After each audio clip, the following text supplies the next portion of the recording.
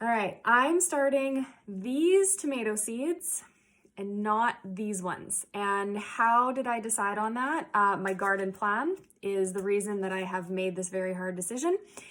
These are a handful of determinate tomatoes, i.e. like bush or container tomatoes.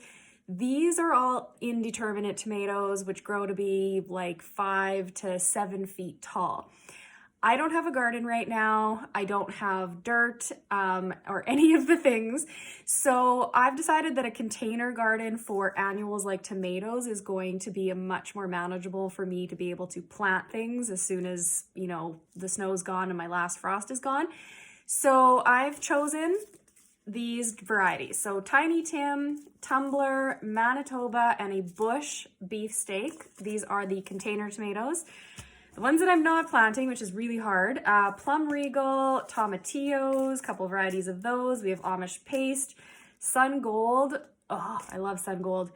This is why we have a garden plan and why we have a focus, because you're gonna wanna start everything. So if you are having a hard time and you need clarity and you need guidance, you need my garden planning mini course. The link is in the description. Registration's open so you can get planning and get crystal clear on what seeds to start and which ones you unfortunately have to leave for another season.